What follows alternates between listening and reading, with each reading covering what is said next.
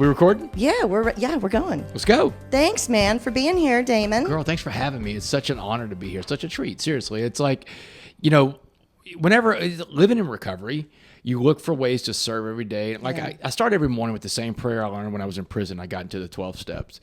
And it's like a third step prayer. It says, every day I say, hey, God, put in front of me what you need me to do today for you, to let me recognize it when I see it. So I'm always looking for what it is I'm supposed to be doing every day. So when Dave got in touch with me and said, hey, I've got this friend and she wants to meet you because you had an effect in her life, I was like, I got to hear this story. And so... Is that how he said it? Because I was wondering, because I've never asked him to connect me with anyone, right? Yeah. Like we were just saying off air, he's interviewed all these, and guys, we're talking about Dave from Dopey, interviewed all these really, pretty influential people.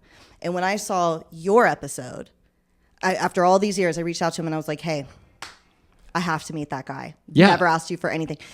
And I told him the story. Did he say to you he was like, hey, man, or? I hate doing this because it's not really my style to do this. He doesn't but I have normally. a friend that really knows your story and was moved by it. And she would really like to meet you. Can I connect you to? I'll just do it by email. I think he said I'll just do it by email. I said, just give me my cell phone. It's fine. Yeah. Because there's that prayer. Like, okay, I reached somebody through the podcast. Let me find out what the story is. Then when we got to meet in person briefly in San Diego that time, and you were telling me how the coffee bean, how you listened to a James Altucher podcast, which was crazy because I was going on James's show in 2 weeks. How that James Altucher podcast really hit you at the right time. You heard about the coffee bean. Nick Saban was talking about it because he had heard it from me, and that's how you heard my name. Yes. So, and this is how influential it was. And this is kind of what I wanted to start with. So just to paint the picture, right? So I owned this gym in California during COVID. And I was so broken when it closed down, and it ended up being fine, right? As things always do. But I didn't know that at the time. I feel like that's one of the things I need to work on the most in life, is having the faith that things have worked out for me in the past. They're probably working out again. Yeah. But it's really hard for me to remember that. And my studio was closed and I was sitting on the floor in our strength room. And I was so down. I wasn't close to using probably because I never am, but I was really, really down. I felt super alone. How long have you been sober at this point? At that point, that day, it would have been 2020. So 5 years, 5.5 years. Now I'm at 10. You got a little time on your mind. Yeah. So I never really think about using, but I was really down. And I was sitting alone in the room and I had started manically listening to podcasts. That's when I found The Skinny Confidential. That's when I found Ed Milet. And I started listening to all of these podcasts, Oprah's Super Soul, desperately looking for information every day that would help me survive that day. That's how low I felt. And it was a weird time too. I don't know exactly where you were, what you were doing during that time. Oh, you were speaking. You probably lost a bunch of... Oh, my whole business crashed in March 2020. And everybody was so spiraling that I felt like nobody really understands how I feel, blah, blah, blah. So I felt super alone. And I'm listening to James Altucher podcast, and he interviews, and I was wrong. It actually wasn't Nick Saban. It was Dabo Sweeney. Dabo Sweeney. Yes. He was interviewing Dabo. Yes. Oh my God. Yes. That makes more sense. That makes more sense, right? All right. So later I was like, wait, did I have that right? And then I was searching Nick Saban on his guests, and he doesnn't have him. But he had Dabo on. Yes. Okay. There's a good story we need to tell about that later on in the podcast. Totally. But that makes Absolutely. sense. That makes more sense. Because Saban and I we're friends, but I don't have the relationship with Saban that I do with Dabo. Right. And Dabo was the guy that introduced me to Saban. Totally. So, yeah. Gotcha. So I'm listening, and I almost didn't listen because I'm a Georgia fan. Oh, and boy. That's how much of a college football fan I am. Oh, wow. I was like, am I really going to sit here in my darkest hour and listen to fucking Dabo Sweeney? Yeah. But I did. That dude has nuggets to drop of course, all day for long. sure. I mean, he's great on podcasts. Oh, for sure. So I'm listening to this podcast, sitting down, not even doing my workout. All my weights are out. And I hear this analogy, this coffee bean analogy, which I'm going to have you share in just a moment, if you don't mind. Yeah, of course. And I literally picked my head up, and it was a life-changing thing for me to hear. Got up off the ground, immediately called my dad and sent him the episode and was like, you have to listen to this. He told his wife about it later that day. And I was teaching a class that week. And we only were allowed 12 people in the room because we still had all of these rules and regulations about how far apart you could be. It is California. Yes. Yep. I'm from Texas. Well, everybody know I'm in Texas at the same time. It was different. It's different pandemic for y'all than it was for us. Totally. Very different. So the 12 people that were in there, I shared the story. And I went around the room. This sounds biblical. I know, right? I know, got 12 little people around you. Oh, yeah, that's true. I'm like the juicy dough. So, and I go around the room and I say how they're a coffee bean, which again, my audience will understand in a moment. And by the end, they're like crying. I'm crying. Everyone afterwards is asking me about it. And it is so crazy to me that in such like a dark time for me, I heard this story that changed my business. Yeah, you've never told me all this. Yeah. And now you're here in front of me 5 years later. Like the man that came from, I never would have thought when I was sitting on the floor that later I would actually get to meet you and tell you that story, because it changed my business. I mean, like I can't emphasize this enough, how much it changed my business and changed my life. And I've started sharing it when I lead, recovery meetings. I've shared it so many times. And it's you. And that's why when I saw Dave had you, I was like, first of all, why are you interviewing this guy? This doesn't seem like a Matt, I'm like, I'm glad you did, though. Yeah. I need to talk to this man. So if you don't mind, would you share? And we're jumping way ahead, and then I want to get back. Okay. We'll back up to how you get there. Yeah, we got time. Yeah, but if you don't mind, share the coffee, what I would have heard you say that day through Dabo.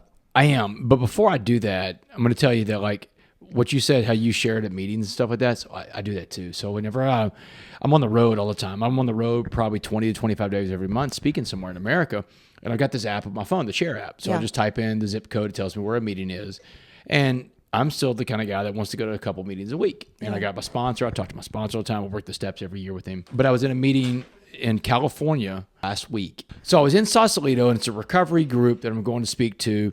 And I do their podcast with them for Pinpoint Recovery. That was the name of the group. Okay. They bring me in to do this podcast, and then they're like, hey, do you want to hit a meeting? I'm like, yes, I want to hit a meeting. That sounds great. And so we go to this meeting, and at the meeting, I'm anonymous with these meetings because they don't know who I am. So I get to share the coffee bean every meeting, and it's the same thing every time. Yeah. Everybody in the meeting, like, they're turning their head, they turn around, they're like, what did I just hear? Yeah. Like, what just dropped in this meeting right here? And so cool thing is that meeting we went to that day, they told me afterwards that was Robin Williams' home group. Oh, wow. Isn't that wild? Oh, that's crazy. Yeah, it's like wheels within wheels. I'm like, wow, you're in the same room that this guy was, totally. That was a giant, and well, it's such an amazing thing that we have, which is why I started the show. Yeah. Like we as addicts in recovery that have this community, I feel like we have such a special quality to all of us. Sure. And that's an example of that, because I felt like such a loser when I got clean. I'm sure you did too. I mean, you were in jail. On a life sentence, so I know you did. Yeah. But like, we're so not. I mean, we're the special ones. We're the lucky ones. Like Robin Williams was in that room. And I feel like there's such a talent in us that people forget about when they're in the early days of it. And that's literally why I do this show. And you're such an example of that. And it also shows you that addiction doesn't discriminate. It doesn't care who you are, where you come from, whether you have money or not have money, black, white, Asian, Hispanic, whatever. I mean, it just doesn't care. Addiction, when it's got a hold of you, it's got you. Yeah. But there is a better way. And that's what we found out in those rooms, that there is a better way to live. And that's through the 12 steps. And that's, I think every addict has to have a program recovery. I don't know what that program recovery is for each addict, but I think that everybody needs one. The 12 steps works for me. That's my thing. And I use a lot of I statements in recovery because no one wants to be told what to do, especially addicts. You tell me what to do, I'm going to do the opposite, right? So, but I was at a time in my life in 2008 when I was living in my addiction. July 30th, 2008, to be exact. I was living in my addiction, and this is the height of it. I'm a full-blown meth addict. I'm the head of an organized crime ring that operates all throughout Dallas. And there were a bunch of other meth addicts breaking into houses all over Dallas to feed our meth habits. They call them the Uptown Burglaries. They've gone on for 3 years now. They call me the Uptown Burglar, even though the cops don't know exactly who I am. But on July 30th, 2008, a flashbang grenade comes through my window. I'm sitting on the couch with my dope dealer, a guy named Tex. We're smoking meth. Flashbang comes through, boom, SWAT team's in my living room. And that day is the last day I ever used, July 30, 2008. I tell people all the time I got taken in sobriety at gunpoint. Right. So it's like SWAT team brings me in. The bond is set at $1.4 million. I can't get out. And I'm going through all these withdrawals in Dallas County Jail. I'm trying to get people to bring dope in. I'm finding cartel guys I knew from the street, like get some dope brought in here. I'm not ready to come in to sobriety yet. I'm sober, but I'm definitely not in a program recovery, you know? And I found out in my story that you're going to hear that the angels of life can come to us in different ways. The messengers, they don't look like you. They don't come from the same background as you. They don't have the same lived experience as you. But that's the whole point, right? They've got this something to give to you, but you have to be receptive to all the messengers to get all the messages. So if you're one of those people that's closed off, hey, this person doesn't look like me. They're a different skin color. They're a different race. They believe something different ethnicity, different religion, different political views. If you're one of those people that closes yourself off to those other people, you're missing messengers all the time. And you're missing the messages that come with them, right? So a year after I get arrested in 2009, I get sentenced to life in prison for organized crime. I want to go through all that slowly. Yeah. So if you don't just share right now, because then I want to lead up to all that, because I want to talk about all that stuff. Yeah. Will you just share what Muhammad said to you? Yeah. So you're in a jail cell. I'm in a jail cell in Dallas County Jail. Life. Been sentenced to life in 65 years or 6 dimes in a nickel, as they say in prison. Is life in prison. So I get sentenced to life in prison, and Muhammad is with me. Muhammad's an old black Muslim guy that's with me in Dallas County Jail all the time. And, there's 9,000 people in Dallas County Jail, but I'm in with this guy that ends up being the biggest messenger of my life ever. And we happen to be in the same cell in the South Tower Jail in Dallas County Jail. And he's telling me what prison's going to be like. He's telling me about the racial dynamic. Everything's about race. And my mom's made me promise I won't get into one of the white gangs and won't become like these Aryan Brotherhood type guys. But then he tells me, he said, here's something for you that can help you out. He said, imagine prison is like a pot of boiling water. You're going to have 3 choices in this pot of boiling water. Be like a carrot that goes in hard but becomes soft under the water, an egg that goes in soft but becomes hardened by the water, or a coffee bean that changes the water to coffee. So the carrot turns soft, the egg becomes hardened, and the coffee bean changes the water to coffee. He said the coffee bean is the only thing that changes the water because it's the change agent. Yeah. And so that's what he's telling me. If you want to turn this thing around, you want to come back as someone your parents recognize, you have to be like that coffee bean too. Yeah. And I remember, Jeannine, exactly how I felt the first time I heard it. I felt empowered. I did too. Because you put the power back inside. Mm-hmm. And that's probably how you felt with Dabo and James Altucher that day. The power went back inside. You're like, yes, it's back. I got it. I thought it is my responsibility to energize this environment. Yes. I am the owner. I bought this business not knowing, of course, that there was a pandemic coming, but knowing that there were all sorts of things that could come up in life, right? That I would then be charged with walking these people through. I need to be, as you say, the change agent. Yeah.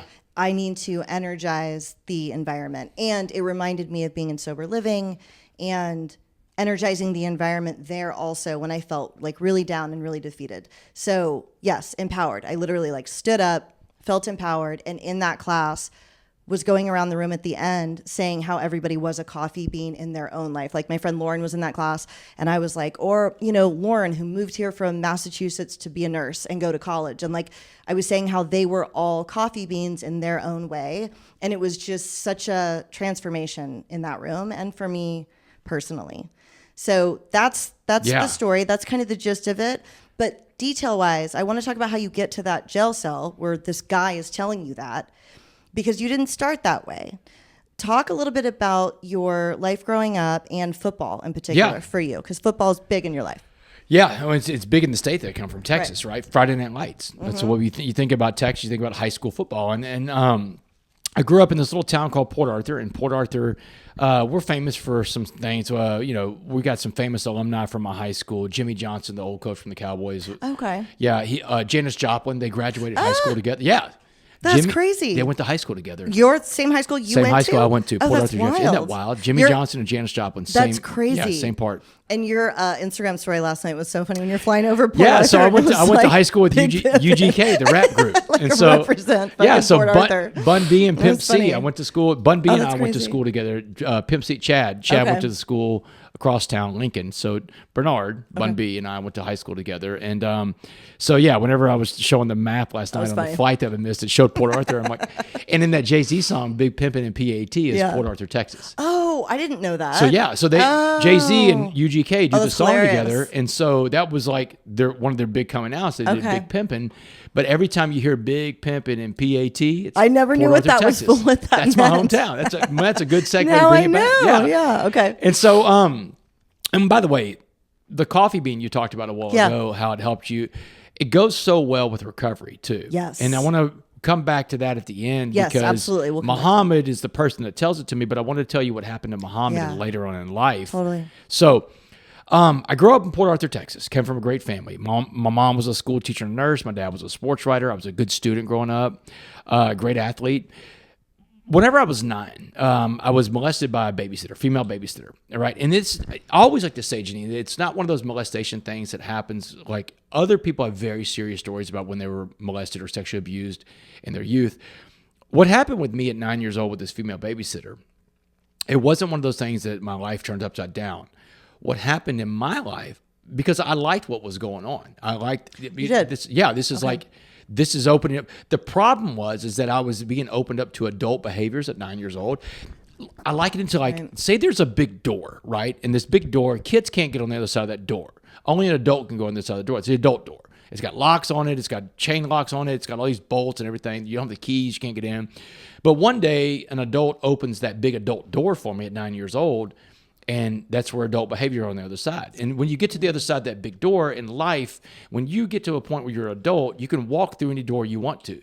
So on the other side of this big door that's been locked all these years because you're a kid, you get on the other side of it, and every door's flung open. There's drinking, there's sex, there's doing drugs, there's all kinds of different stuff, you know.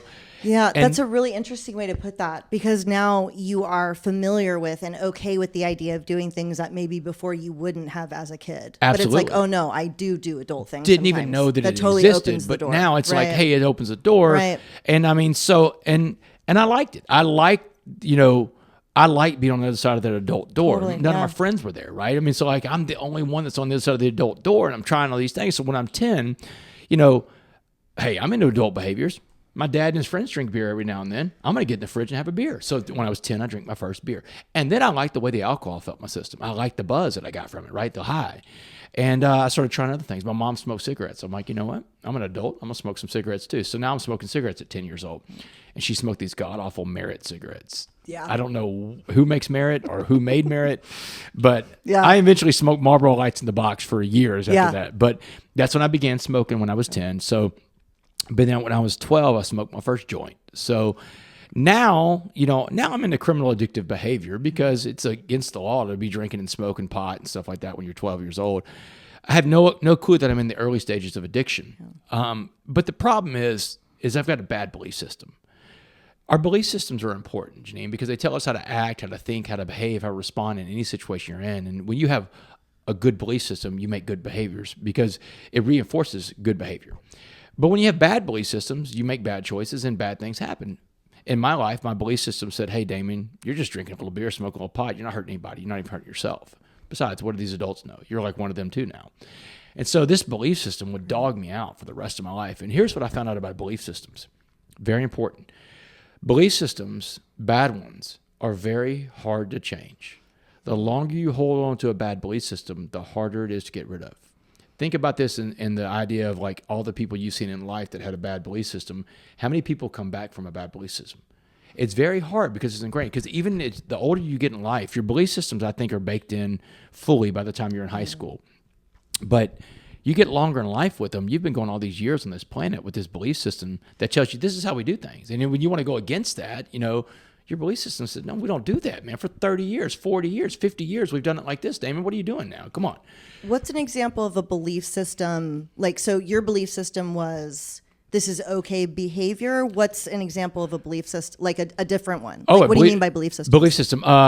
Damon, you're special. You're unique. You don't have to follow all the rules. You don't have to follow the rules. You can follow the rules you want to follow, Damon. I mean, you're smarter than other people. Part of it, yeah, smarter than other people. Ooh, the big danger with the addicts, right? We can. I'll think my way out of this. Totally. Good. But I'm smarter than other like people. I can do whatever I want. I'm the quarterback. That's another thing. Growing up in Texas, I'm the star quarterback in my town. Texas high school football, that's a real deal. The Friday night lights, man, those things are intoxicating, man. The whole town is behind you. You know, you're the hero of the town.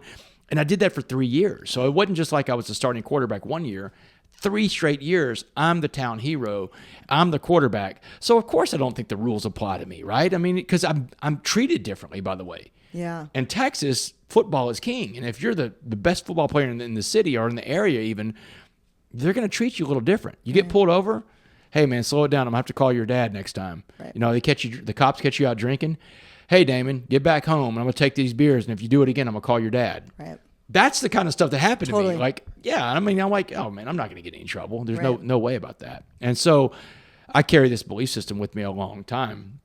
I get a scholarship to play football at the University of North Texas, Division I college football. By the time I'm 20, I'm the starting quarterback on a D1 team. Like, it is like I'm living this dream. Like, it's a movie almost. Like, you know, a 20-year-old to be a starting quarterback on a Division I team, it's an incredible feat. You don't see it a lot still to this day.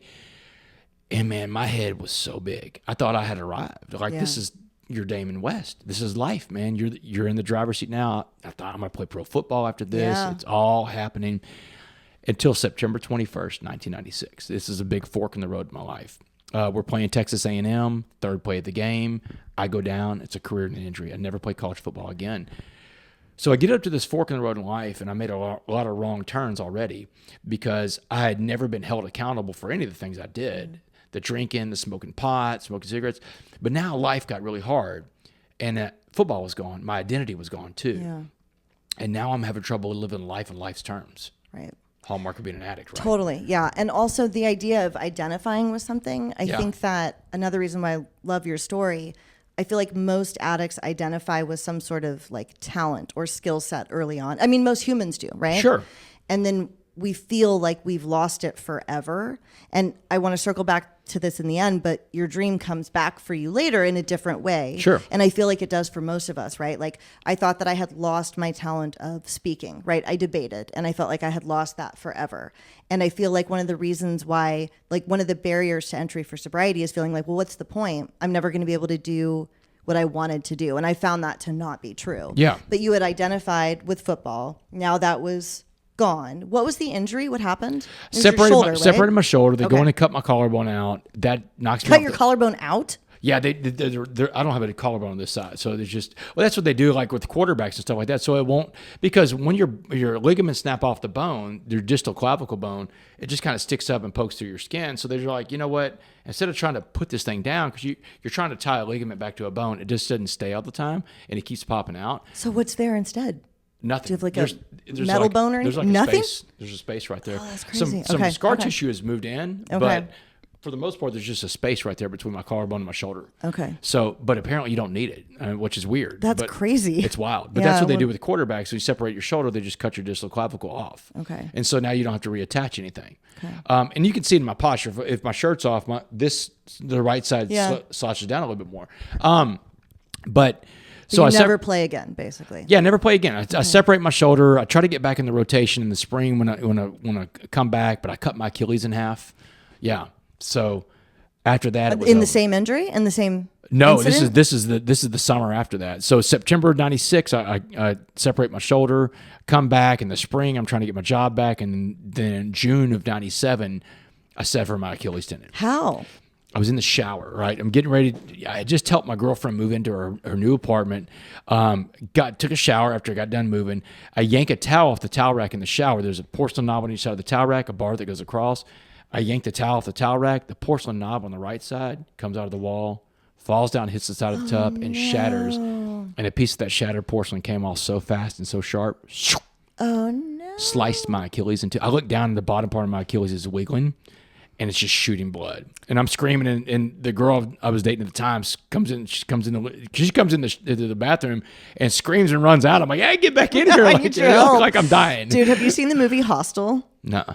Ugh, okay. So I don't like scary movies, and this one is terrifying. So they kidnap these kids, and one of the things that they do, they act like they're going to let the guy go, and he stands up, but right before they let him go, they had sliced his Achilles heels on both ankles. I know. Ouch. I know. So when he stands up, he just falls forward, but his heels are like on the ground still, Yes. right? But then he's like, "Bleh." That's just what that made me think of. Yeah, I haven't it's thought 'cause about that till this moment. There's Don't watch that nothing- movie if yeah, that's there's going to freak nothing- you no, out. I can't watch It's it. the goriest, grossest movie on earth. There's some things I don't watch because there's like a trigger warning. I can't. Like, I don't I can't watch Breaking scary Bad. movies. No, you know what's weird? I don't watch Breaking Bad either. Okay, so I was mainly a heroin addict. Yeah. But meth smoke is one of the only things that will actually still trigger me, like watching Intervention or Breaking Bad. Yeah. I can't, because I actually preferred meth. I did heroin because I had to, because I Yeah. was strung out, but I preferred meth. Yeah. And Breaking Bad is the only thing I can't watch it. It is actually triggering for me. Any other drug movie, I'm fine. Yeah, But that movie, I'm like, no, that still looks good to me. Also, this is random as fuck. I would love, when I see trailer parks, I have this weird, like, I don't know if this is this white trash DNA part of me where I'm like, man, I would love to live in a trailer park and just shoot meth and smoke Marlboro Lights and drink beer. And just like, if I could, like, there's a part of my spirit, obviously, that would never let me do that. Yeah. But I still think deep down, you know how some people want to like retire Yeah. to, you know, and live on like a yacht or a boat somewhere, like some little Key West. My retirement dream would be shooting meth in a trailer park in like Phoenix. I think for the you rest need to of my call life. your sponsor. Yeah. Like, that's like my deep down goal. I think we're having a thought of drinking or doing drugs. Every time I see one, I'm like, man. That's or crazy. Like a trailer park in like Barstow. Yeah. Yeah. That's The middle of crazy. nowhere. I'm always like, man, I would love to just go shoot meth in there. Wow. But anyways, Breaking Bad, I still can't watch. So Same thing. I've never seen Breaking Bad, but I mean, I was like, you know, But you know about it. why tempt it? You know, Totally. So, Yeah. So, but I mean, no, I mean, so separate. So you sell your, your So Achilles heel. football career is over. Yeah. I get into cocaine, ecstasy, pills because. Had you drank or used it all before that? Oh, A yeah. little. I drank, right. I drank smoked pot. Right, I mean, okay, I was, okay, I drank all the time. Right. Okay. And that's why I'm in AA now. By the way, I don't speak for AA. You got AA people out there that go crazy if you don't say, I don't speak for AA. So I don't. I'm not a spokesperson for it. It happens to be the 12-step program recovery that I got into and I'm still in to this day. So alcohol was the drug that I really started with, and alcohol was the drug I've always continuously done my entire life. And I think alcohol is probably the biggest one of them all, especially Yeah, in America. I mean, for it's sure. legal. You can get a hold of it. It is a drug. Yeah. But I'm drinking all this time in my life, and then I start doing cocaine and ecstasy. I start popping pills, the Viking and ES, stuff like that. And then I graduate college. I'm a functional addict at this point, but I'm in my addiction. I graduate college. I move off to Washington, D.C. I work in the United States Congress. Then I work for a guy running for president of the United States. Who? Dick Gephardt. 2004, he ran for the Democratic nomination. He was the House Minority Leader from Missouri. Okay. And so Dick was running for president. He was the guy that was supposed to win the Democratic nomination. Okay. But unfortunately, Dick got knocked out in January of 2024. He gets knocked out in Iowa by a guy named Howard Dean. 2004. 2004. Yeah, okay, So okay. he gets knocked out by Howard Dean in January of 2004. Si se puede. Yeah, That's him, yeah. right? Wasn't Howard Dean screaming like Spanish Yeah, running around? yeah. He would scream. Yeah. He Yes, was- we can. Si se puede. Yeah. I remember him scream that. And the reason I ask is because you share that a lot and no one ever asks who. Yeah. And It's I was rare that dying to someone know asks because you, you're yeah. from Texas. Yeah. But I'm like, he feels like a Democrat to me, but he's from Texas. I'm I not wonder any- who that was. I'm not I wanted to anything ask. anymore. Okay, all right. Okay, that's fair. Both political parties Right. are in the shitter. So I Agree. just don't, I don't even Yeah. get involved. And in fact, I mean, I can't even vote for the rest of my life. So I don't, well, that's part of being a felon. You can't vote. So I thought that was like an urban legend. That's Oh, no. true? It's true. And it's up to each Oh. state. So some Okay, states allow okay. felons to vote. Vermont, they bring you ballots in the prison. Okay. Like the people in prison can vote in Vermont. Oh, They're wow. very they're all about their freedoms Yeah. up there, you know, and they haven't taken that away. But in Texas, as long as you are still serving your sentence, you can't vote. And on parole, you're technically still serving your sentence. Yes. I think that's what I thought. Once you're done, 2 years after you're done with your sentence, you can register to vote again. You can get your right back. Even if you're a convicted felon, if you're off parole Yeah. 2 years later, 2 you years could off vote. parole. Okay. So okay. I'm looking forward to the election of 2075. So now I moved back to Dallas in 2004 to be a stockbroker because I've got this giant book of business from all these people I've raised money for. And so I get a job at UBS, one of the biggest banks in the world, United Bank of Switzerland. And it's at that job as a broker in 2004 that my life and the lives of so many other innocent people forever get changed. So I was passed out of sleep at work one day in 2004. This other stockbroker comes in, he sees me sleeping, he wakes me up, he's visibly shaking. He's like, Damon, wake up, man. You can't sleep on this job. The markets are open, you're messing with people's money. They'll fire you if they catch you sleeping here. He said, come on down to the parking garage. I got something that'll pick you up. So I follow this guy in the parking garage. We get into his nice little sports car, and he hands me a glass pipe with crystal rocks in it. And I freak out on this. I'm like, man, what is that white trash stuff right there? And he said, man, it's crystal meth. But hang on, dude. You're calling that white trash. He said, all that cocaine you're putting up your nose, this blows cocaine away. I'm like, dude, that's white trash. He said, don't knock it till you try it kind of thing. I was like, well, give me that pipe. That day, I take my first hit of meth. Now, I was heavy into cocaine at that time. That was my drug of choice. I was doing blow all the time. That's why I'm sleeping at work, because I've been up for a couple of days doing blow, right? Right. That day that I smoked meth for the first time was the last day I ever did cocaine in my entire life. So you want to fix your cocaine habit? Here's meth. I was in rooms with mountains of cocaine after that. Didn't want to touch it because I had tried. I had the exact same response. I had the drug that was above all of them. It was the cleanest thing in the world. You're up for days at a time. At first, it was a wonder drug. I'm up for all these days. I'm studying for the Series 7 exam for my stockbroker license. It's great. But what goes up must come down. Yeah. And so I start spiraling. I'm missing work because I'm having to sleep. Somewhere in the 3 or 4 days you're up, you got to sleep at some point. You miss work. And I failed my Series 7 exam, and they fired me at UBS. Okay. The guy that brought me into the company was a friend of my dad's, a guy named Charlie Eldemeyer. And Charlie Eldemeyer, who had hired me at UBS, had all these high hopes for me because I had this great book of business. But he brings me in the office. He said, "Hey, man, you okay?" I'm like, "I'm great." And I'm high as a kite in his office, right? Been smoking meth in the parking garage that morning. And he said, "Man, you failed your Series 7 exam." And he said, "You're fired. I got to let you go. I can't keep you. There's nothing I can do to keep you because you failed your exam." And I'm like, "Okay, cool." So I grab my stuff. I go out and leave. First thing I do, I get into the parking garage and I call my dealer. And I said, "Hey, man, you around?" "Yeah, man." I said, "Well, I just got off work early, man. I'm going to come by." I got off work early. I just got fired. And that would be the last job I ever had until I got out of prison in 2015 and started working at a law firm. Why don't you think you told him I got fired? The dealer? Yeah. Because it's your connect. Who cares? But do you think there was still a part of you? Because I get it. I probably would have done the exact same thing. I identified with my job. Totally. I didn't. You didn't even want to tell a meth dealer that you'd gotten fired. I didn't want to tell a meth dealer I got fired. And because here's the thing. I came from a different pedigree than all the people I'm around in the meth world. Yeah. And it hits me at some point. So I get really strung out on meth. I smoke it. That's the only way I ever did it. I smoke meth all the time. And it takes me about 18 months to go from living to working on Wall Street to living on the streets. Living on the streets of Dallas. I'm homeless. I live in dope houses, trap houses. I sleep in people's cars. And that's when I became a criminal. Yeah. And I started breaking into cars, breaking into storage units, breaking into houses. But here's the thing. Before that, saw myself on a different level than the people around me. I was like, man, I'm not one of these people. That's like the belief system that you were talking about. I'm did unique. too. Yeah, I'm unique. Mm-hmm. I'm different than them. And it was interesting. There was a dealer named Will. Will was a bad guy. Will was a terrible dude. He was a very dangerous dude too. But Will was a dope dealer. This is when I'm homeless and I'm living like in a back room. Like Will's got this second apartment trap house that I'm living in, and he owns my entire life at this point because the roof that I stay under, the dope that I get, and he brings me in literally in front of all these other dope fiends and dope dealers and stuff like that. All these, these are people from the Aryan Brotherhood, stuff like that. His world, of people, dope cooks. And he'll bring me in like a court jester. And he'll tell everybody the stories about when you used to walk the halls of Congress. Let's hear those stories about college football, Damon. Let's hear about all those stadiums that you used to play in before you were a dope fiend, lived in my back room. Let's hear the stories that you did before you were living in a trap house and you had to beg for dope.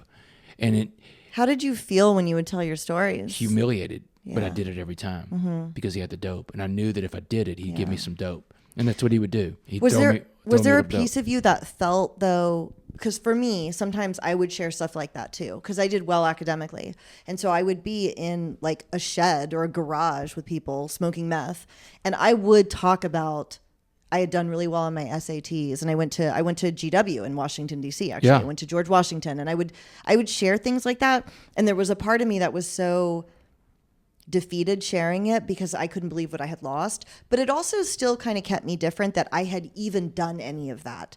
Do you think that there was a part of you that felt like, well, at least I had done that? Like there was a piece of me that still hung on to that part of my life. Like if I did that once, maybe I could do it again. It still keeps me different. Or were you just embarrassed, didn't want to talk about it, but we're doing it because he asked you to? Yeah, I think I was kind of embarrassed at that point. Because I I couldn't find anybody that had fallen as far as I'd fallen around me. That's true. That's fair. By the metrics that I'm measuring it by. But the truth is, everybody fell far that was in that room. Everybody lost everything to be there, right? And it's all relative. All pain is relative. If you say it's the worst pain in the world, it's the worst pain in the world. I can't tell you what's a bigger pain or a lesser pain. And so all these people around me have lost everything in life. Just because they didn't walk the halls of Congress or didn't play in cathedrals of college football doesn't mean they didn't lose a lot. Right. But I always saw myself as something different. Like I've lost more than they have. Yeah, that's how the I way felt too. Yeah, I looked down. That's how I looked felt down towards that. And so, but when Will would bring me in, it was embarrassing. It was humiliating, but it was also like, hey, I'm going to get some dope out of this, and I don't have any money, so this is the way I'm going to get my dope. Yeah. And so, now I'm in the dope world, and I start becoming this burglar. What age are we talking about? So this is 2004, the dope world. 2005, I'm homeless. So we're talking about 30. Okay. So now I'm 30 years old. So when he fired you that day, do you have any idea how you looked? Were you had you lost a bunch of weight? Did you pick your face? Like, did you look? No. So here's the deal. So I didn't pick my face. And here's what happened. My teeth have always been nice. I've always had good teeth, and not straight or anything like that, but no cavities, stuff like that. And when I got to prison all these years later, I go to the dental thing. I get my teeth cleaned. The ladies in there are always asking, what crimes you do? What are you here for? And I told them I was a meth addict dealer, head of an organized crime ring around meth. And they're like, but your teeth are great. How did you do that? So here's the deal. I'm around all these other people that are smoking meth all the time, shooting meth all the time. They're all, their skin is falling apart. Their teeth are falling on their head. So and I'm vain. I'm very vain. So I'm like, I don't want to look like that. So this is before Google. This is like Ask Jeeves when you get online. So I'm like asking Jeeves online, and for everybody listening that's too young to know, Ask Jeeves was like Google. Yeah. It was like a Chat GPT. Butler. Yeah, it was a the little icon butler. was a little butler. Yeah, Jeeves was a butler, and so it's like Chat GPT. Yeah, you couldn't totally. talk to it. You could type it in, and so it was Google basically before Google. And so I'm like, what makes teeth rot out? And so I would get the information I'm getting back is like malnutrition, if you don't have a lot of nutrients in your diet, but also dehydration. Dehydration is one of the main reasons I'm finding out, because I'm learning a lot about the saliva. So saliva, your body creates saliva, and one of saliva's main purposes is it washes bacteria off your teeth all day long. Saliva is just moving bacteria. It's like a sewage system moving this bad stuff off your teeth all the time, right?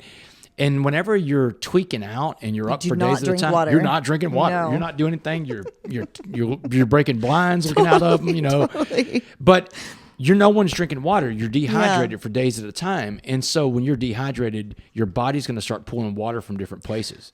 So one of the first places it pulls from is your mouth, from the saliva. It'll pull water out of your excrement in your body. And you had the wherewithal to look that up?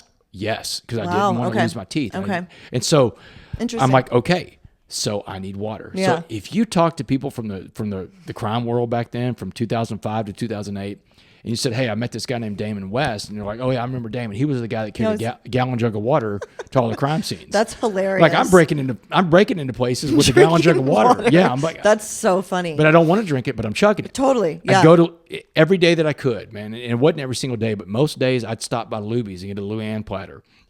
Luby's is like a cafeteria type place. Okay. And so Luby's is, I'd go to Luby's and get, maybe out here it's Furs. Furs cafeteria. We don't have that either. I'm picturing like Morrison's. Remember Morrison's from the South? It was like a buffet, old school. Is it like chicken? It's like that. It's like a buffet. It's got all Okay. kinds of different stuff on it. Okay. So so Luby's is like a little buffet place. So I'd stop by there and get this little Luann platter, which is a meat dish and 2 vegetable dishes. And you would make yourself eat it. Make myself eat it. If you look at my mugshot from 2008, you look okay. I'm way seen heavier that than now. mugshot. You look fine. So Yeah.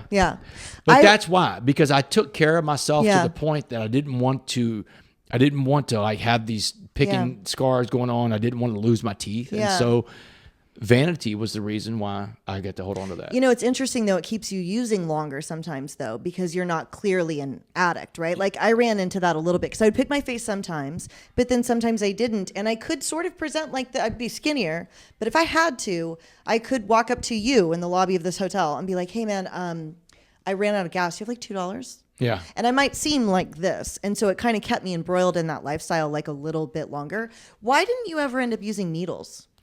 I have a fear of needles, and I still have it to this day. Okay. And it's just the simple fear of needles. Everyone around me that used the needle loved it, and they talked about the high that you get off of it. And I mean, I thought about it. Being able to, like, they're talking about things that are happening when you shoot up. I mean, it's just like, wow, it's orgasmic, right? This doesn't always happen, but yeah, everyone says that. That wasn't my experience, but I'm like the only person, because I shot meth too.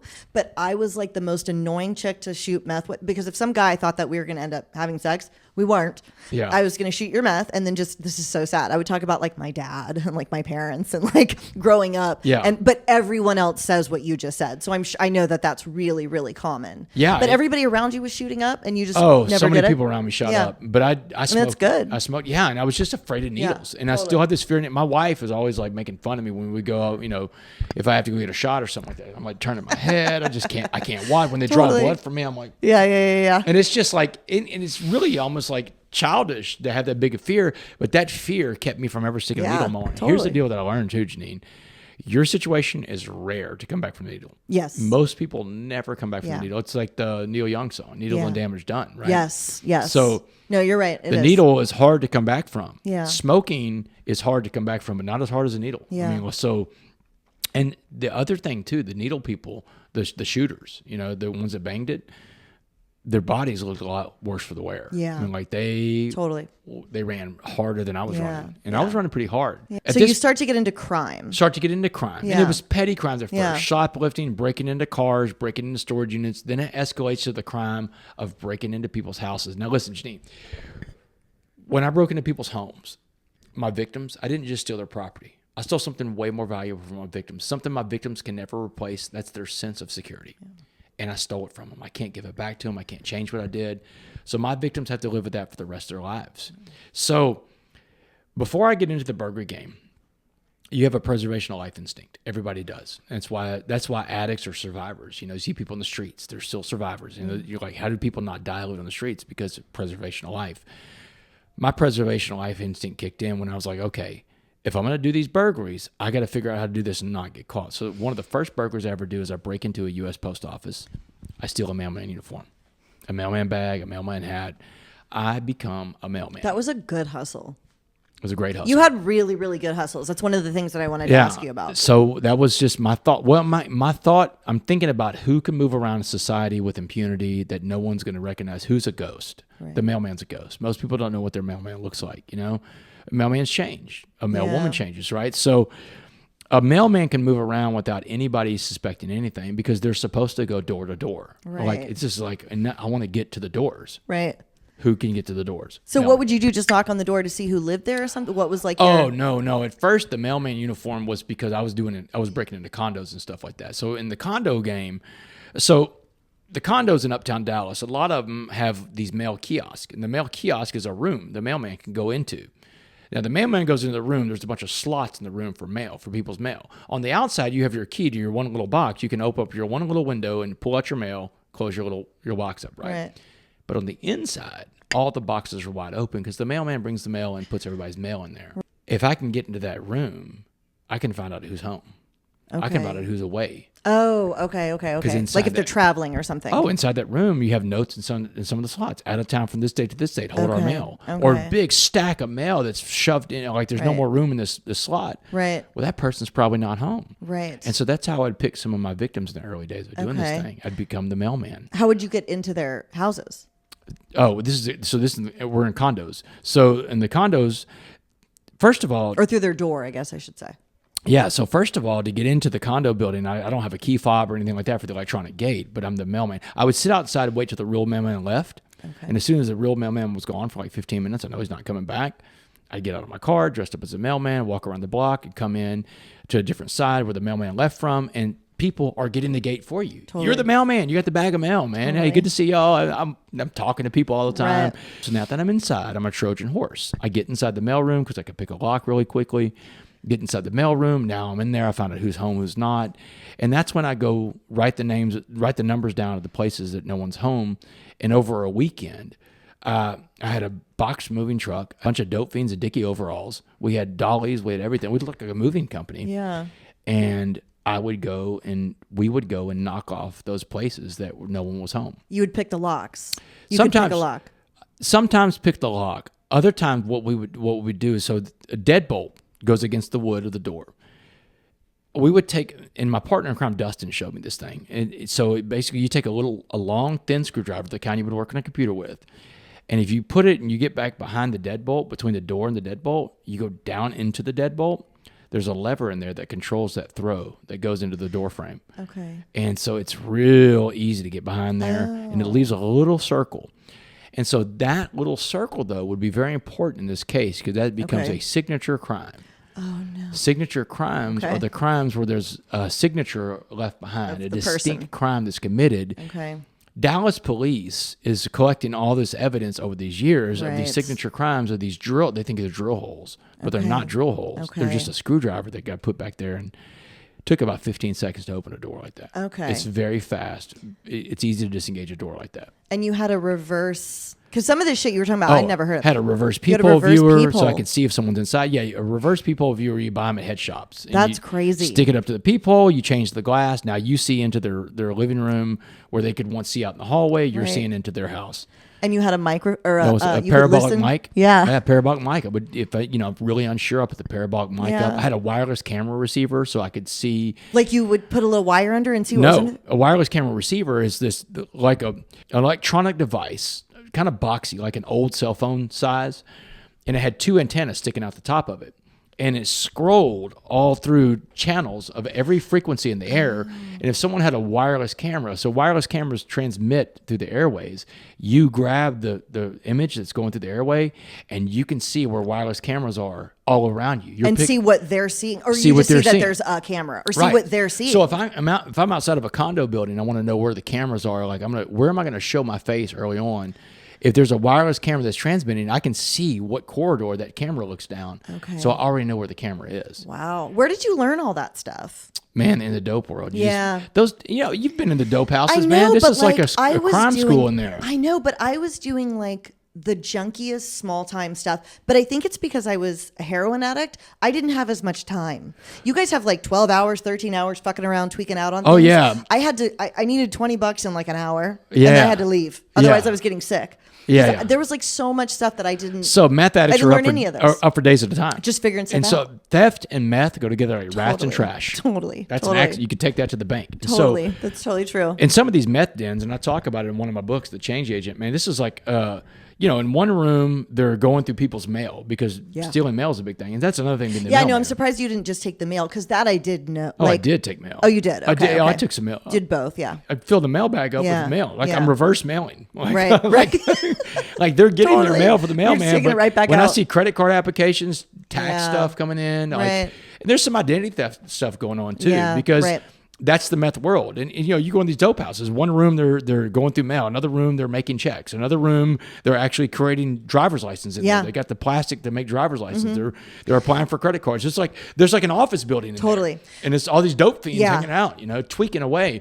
You ever seen that movie, The Salton Sea? No, The Salton Sea is like it's a story about meth. So it's a I haven't seen it. Yeah, no. it's a crazy movie, but it just shows you how crazy that whole meth world is. I was printing checks, and we had a machine that could make credit cards and ID cards, but we were too afraid because of like a whole backstory tweaker paranoia thing. We were afraid to turn it on because we were afraid it would send a Wi-Fi signal to like the FBI or something. Gotcha. Which maybe, I don't know. We never used it. I I did make checks a few times, but that's one of my only convictions is the checks. I got busted for magnetic ink. Yeah, we had the magnetic ink. Yeah. And that's one of my only charges I did get caught for. Eventually, one day I was so sick, I just made a check to my own name, which was dumb. And I knew I would get busted, but I, didn't really care. So I just used my own ID, wrote it to myself, and cashed it. I just made it for like $80. I was trying to be underneath like whatever the felony amount is or whatever. Yeah, no, I get it. One of the other stories I want, though, so you're doing all that,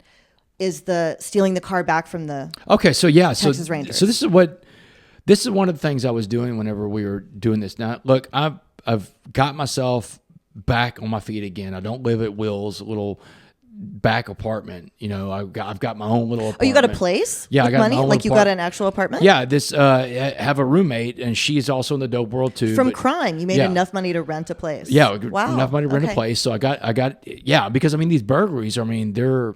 It's uptown Dallas. It's some of the nicest places in Dallas. And so, Right. I mean, you know, I'm doing it still for dope, but it's also giving me a chance. Yeah. I've got the abundance of dope now that I can trade dope out for cash, and I got a place now. So I got my own apartment. I'm the head of this organized crime ring. I mean, so it's like there's about 12 meth addicts involved in this thing. There's young people, there's old people, there's men, there's women, they're black, they're white, they're everything in between, because drugs and addiction do not discriminate. Right. Did you see yourself as an organized head of anything? Did you? I mean, I'm assuming you didn't, because I never, like, there's just your friends and you guys are all in this hustle together. Yeah. I'm sure you didn't see yourself as any sort of ranking lieutenant who's in charge of people, right? You were just all in this hustle together. As a crime syndicate, so much as a bunch of dope fiends trying to get high. Totally. Yeah. The prosecutor is the one that really, you know, used the terms crime boss, the Al Capone of Dallas, John Gotti of Dallas. I mean, it's like they were when they went to trial, they're coming after me with all these mafia names. But it was a crime ring. I mean, the structure of it is set up. The reason why I'm the boss of it is I've always been a leader. Right. I had a 5th grade teacher, Ms. Greenberg. She said, Damon, you're going to lead people the right way, the wrong way, but you're a natural born leader. You're going to lead people one way or another.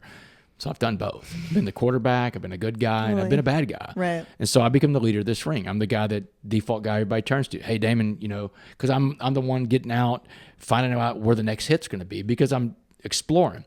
I get as addicted to the crime stuff as I get addicted to meth. I'm getting high off of like scouting places out and stuff like that. Yeah. You know, I get endorphins rushing because I'm out with the ritual of getting ready to break into a place. Yeah. That's a real thing that happens inside the criminal world. You get addicted to the crime as much as you are to the dope.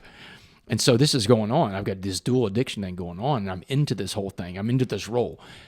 I'm the quarterback again. Right. You know, it's not football that I'm into this time. I worked so hard at football, but now I'm into the crime world, and I'm putting everything into that. And so preservation of life. You don't want to get caught. And so I'm thinking about, okay, look, this can't go on forever, right? We're breaking into these places in uptown Dallas. There's going to attract a lot of attention. It's the nicest part of Dallas. So one of the things I would do at some of these break-ins is I would try to find, especially if people are out of town, I'd try to find a key fob for a vehicle that's left behind. You know, this is 2006, 2007, 2008. Man, people are going out of town back then. There's no Uber. But if you go out of town, you'll probably have someone take you to the airport. You're going for a week or so instead of parking the whole time. Take a cab. And so if I could, in everybody's home, they have a spare key in there. It's typically in the kitchen drawer. It's hanging on the keychain, the key thing in the utility room or kitchen. Maybe it's in your office. Maybe it's in your bedroom in the nightstand. Right. But everybody has a spare key somewhere laying around. And so I would find the spare key, go out to the parking garage and hit the key fob a bunch of times, hit the lock button until I hear boop, boop. Now, I've got a Mercedes, I got a Land Rover, I've got a BMW, I've got whatever it is. It's a high-end vehicle in this high-end part of Dallas. And now I load that vehicle up with all the things you don't want to be caught with. Checkbook, credit cards, laptops that can be tracked, you know, anything that can be traced back to a burglary. I throw all that stuff in the backseat of that really expensive car that I've got the key to now. I have somebody from the burglary ring follow me. And when we go out now, I'm looking for the neighborhoods I want the cops to be looking. Somewhere in the hood, somewhere in the barrio, the ghetto, whatever, man. So I find a car wash that's hopping on a weekend. You know, the place is packed out there. Everybody's hanging out at the car wash. I'd pull up, rap music blaring, window rolled down, $100,000 car, pull up to the car wash, leave the car running. Keys are sitting right there in the console. Get out while the car's running, go about a block away, hop in the person's car that followed me, and leave that car there. Now, I don't know how long these cars sit there. Jeannine. Yeah, I wonder. 5 minutes, 10 minutes maybe before someone says, hey, man, white boy left his car. Man, the car's running. Oh, look at that, man. Got credit cards in the back seat. Let's go buy beer and cigarettes at that store right there. Wow, okay. And so now you're leaving a trail somewhere else. How much time do you think that bought you before they realized, oh, no, this is a person purposely doing this? Or did they ever figure that out, the police? Oh, they figured it out. But they knew you were doing that. When they caught me, they got Dustin first. They got my partner in crime first. Okay. And then they got me. Okay. About 10 days apart. So, yeah, I mean, this whole thing, criminals are stupid. We make a lot of mistakes. One of the mistakes Dustin and I made was we both kept some of those cars. Like, hey, this is cool. Because, I mean, I don't have the kind of money to buy a nice car. I want a nice car. So, I mean, I've kept a couple of BMWs that I've stolen. You're just driving around in it? Driving around. But I found a guy in Canada, man. you can find people on the web, and it's kind of a dark web deal back then. This guy sent me ambassador plates, a Maple Leaf sticker. It's a Canadian ambassador plates. Oh, wow. A Maple Leaf sticker for my vehicle. It became a Canadian vehicle. New VIN numbers to put in the windshield and stuff like that. Now, I couldn't change VIN numbers out on the engine block and stuff like that, but a cursory check of a car that gets pulled over, they're not checking underneath. But the thing about ambassador plates that I've discovered is you can't ticket a plate for a car from another country. Oh, shit. So, yes. Okay. So I would get pulled over in these stolen vehicles all the time, speeding. What would you say when they would pull you over? Would you panic or no? No, it's my girlfriend's. It's my girlfriend's dad's car. My girlfriend's from Canada. Her dad's an ambassador. That's crazy. Yeah. And they would just let you go? Oh, Mr. West, you need to slow down because we can't ticket this car. We can't ticket you driving this car because it's got diplomatic immunity kind of thing. But oh, that's crazy. go on. So Dustin's got a couple of these cars too, and so Dustin has a Mazda RX-8 he stole from one of the burglaries, one of the Uptown burglaries, and Dustin wanted to go enhance his vehicle and get glass pack mufflers on a stolen car. I'm like, oh man, I didn't find out about this till later. It's such a tweaker thing to do. Such a tweaker thing to do. So Dustin gets glass pack mufflers put onto a stolen car. And whenever he's getting the glass packs put on at the body shop, they're asking, they have a question on there. You fill out the questionnaire, you save 10%. So it's like, I'm going to save 10%. He fills it out, puts his real address on there. Oh my God. So this is the big clue that busts the whole Uptown burglary. Oh my Criminals are stupid. We're all gosh. stupid. We're all stupid. And I'll tell you later on where I was real stupid as a criminal. So Dustin fills out the form to get 10% off or whatever it is at this body shop. Well, these body shops run VIN numbers through the DMV because people take cars to body shops to change the look that they look so they could take a stolen car, right? So this is the first real piece of evidence the cops get turned on to because obviously they found out that car's stolen. So they let Dustin take the car home from the body shop, and then I can tell you the date, February 27th, 2008. February 27th, 2008. So this is about 6 months before the SWAT team gets me. I get a frantic phone call from Dustin one afternoon. And he's freaked out. He's like, Damon, he said, there's a cop outside and he's towing away my car. His Mazda RX-8. He calls it his car. I get it. But so I'm like, dude, what's the police department? He says, I don't know, man. This guy's wearing a cowboy hat. He's got a sports coat on. He's got blue jeans. He's got boots on. I said, I've never heard of a cop like that. What kind of cop dresses like that, right? And I said, get the number off the side of the tow truck. We got to find out where this car's going. I said, what's in the car? My burglary bag is in there. He's telling me my burglary bag, my gun is in. He's a gun guy. I'm not a gun guy. So he's got a gun in there. And I'm like, oh my God, dude. And my fingerprints are all over the dashboard and that thing on the passenger side. I've been in there several times. And I'm like, dude, you got to find out where that car's going. What police impound yard. So he gets the number of the side of the tow truck off. About an hour later, he calls me, and now he's really freaked out. He said, dude, I just called the tow yard, the impound lot.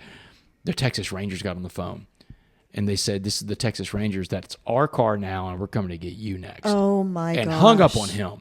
And this is about 5 PM. So I'm like, oh, my God. It's like the CIA of Texas. The FBI. Texas Rangers. Yeah, you don't want to fuck with them. You can't. I mean, they're the biggest, baddest thing there is in Texas. So I'm like, oh, my God. So it's like 5 o'clock. So I'm thinking, all right, this Texas Ranger just put a car in a police impound at 5. He's going home. Right. Like, why is he going to mess with the car? That thing is safe and secure. I said, Dustin, stay there. So I get high as a kite at my apartment. I tell Jenny, the girl, the roommate that I have, hey, listen, give her like $1,400, whatever it is I have, I give it to her. I said, listen, it's one of those conversations. If I'm not back when the sun comes up, in this city is where this police impound is, come get me out of that jail because I can't stay in there long because they're going to connect some dots. I got to get out of there fast and go on the run. Give her the money. I'm high as a kite. I take off. I go to Dustin's place. Give me the key fob. What are you going to do? Well, I'm going to go in that police impound yard. I'm going to get that bag out of that car, and I'm going to clean my fingerprints out to buy us a little time. They obviously know who you are because he tells me the whole thing about the muffler shop. I'm like, so they obviously know who you are. I'm going to buy us some time. Don't snitch on me, man. I'm going to do this to save both of us. Gives me the key. So I drive to the impound lot, and it's got about an 8-foot wooden fence around the whole thing. It's huge. I mean, so imagine the impound lot is like a baseball diamond, right? Home plate is where the gate opens up, where the trucks come through bringing the cars. And the tow trucks will come in with the cars, and they go down like a baseline, Home to first is a line, first to second, second to third, third to home. But in the infield and the outfield, they're all cars. And this is a big impound lot. Right. I can't really see in this thing. And there's a guard tower right there on first base, right? So the guard tower's there when they come in, the cars come in. I can't really see inside this place. So I'm like, all right, I got to find a place to work out of. So there's a shopping center across the street and a neighborhood behind that shopping center. So I go out to that neighborhood and I got to find an empty house. I got to break into it. That's going to be my place to run back to. So I find a vacant house. I look, you look through the windows, no one's there. There's a for sale sign. I go around the back of that house. I break in, I get in, I take access to the garage. And so I leave everything in my car parked in front of that house except for the key fob, a screwdriver, and my night vision goggles. How tweaker is this? So now I'm going across the highway with a screwdriver. Where the fuck did you get night vision goggles? Oh, man. Just wherever. Yeah, man. All right, okay. I had all kinds of my boyfriend stuff. at the time had some too, now that I think about it. And they weren't great. Course. And this is how not great they were. So I get over there. The impound lot's got a big field behind it, so I'm like, I'm gonna walk around with these night vision goggles, but I couldn't. There was so much light pollution coming in from the impound lot with the lights there, so the goggles wouldn't work. And so think about that baseball diamond. I said, so in center field, outside the fence is a tree, big tree. So I climb up this big tree, and I'm looking around the impound yard for this vehicle, this Mazda RX-8, and I look down below me. It's there, backed into center field wall. Like that's where the tow truck dropped it off, backed in. So I'm like, there it is. So I hit the key fob, it unlocks, I drop into the impound yard, I get in the car. From the tree? From the tree. Boom. I'm like 20 feet up in the air. So boom, I go down, I get into the car. The dog, there's a German Shepherd in that lot, right? So the dog hears me, I get in the car, dog smells me a little bit, my feet hit the ground. That's all that the dog could smell. Okay. And I go in, so the dog eventually leaves the car alone because he can't see me. I'm just laying in the car quietly, And I look in the back seat. The bag is back there. They hadn't gone in. I'm like, oh man. And I'm looking at the passenger side. I'm tweaking so hard at this point, I can see my fingerprints. I'm so high at this point, man. Because I had smoked as much meth as I could to get the courage to go in this place, right? I'm just going in there to get the bag. But now that I'm inside this car, I'm like, you know what? I'm going to take the car. Oh my God. Why not? I'm inside the police impound, right? Right. So I started up, and the glass backs keep going. I'm like, oh my God. Dumb fucking mufflers. So I'm like, oh my God. So I roll the car out. I drive it between second and third. And I turn the corner between third and home, and I kill the engine, and I sit there and I wait on that little pathway. Now I'm watching that gate at home plate. Now here's what's going to happen. The next tow truck that comes in that's bringing a car in, I'm punching it. I'm getting outside that gate. Oh, right, because you can't open the gate from the inside. You don't have any way. Okay, I don't have any way. There's a guard tower down first base. Is there somebody in the guard tower? No. Oh, yeah, there's a guard. Oh, there is. But I'm so low in this Mazda RX-8, he can't see me over the field of cars, right? Okay. His field of vision is obstructed by all the vehicles. So there I am, waiting, and I hear the gate. I hear the motor on the gate. How long do you wait before someone shows up? I mean, it's about 15 minutes, man. I'm just sitting in that car, just tweaking. Meth time. Just tweaking my nuts off. I'm sitting there, and I'm watching. I'm willing. You know how you stare so hard you're willing something? Like my dog does that. She'll stare at the door, like willing it to open. So I'm sitting there staring at this gate, willing to open, and then the motor comes on. The chain starts moving. This gate starts opening, and it's a fast gate, man, because they don't leave that gate running open long because people could get in. Shit like this. So, man, as soon as I hear the gate, I turn the car on. Boom, the glass packs come on, but all the noise is blocked out now. And I've got my foot. It's a stick shift. I got my foot on the clutch. I've got, it ready to go. It's in first. And so I see the tow truck come in. And my thing is, like, when I see the front of that car that the tow truck is pulling, I'm punching it. And I punch it. Boom. And I can still see the driver of the tow truck's eyes when he looks over at me. His eyes are as big as saucers. One of two things happens, Jeannine. Either he punches it, normal human reaction, I'm going to get out of the way with his vehicle. Yeah. Or he just shuts it down. Or he shuts down and you because crash. This is a little bitty car with a 4-ton tow truck with another car behind it. I'm dead.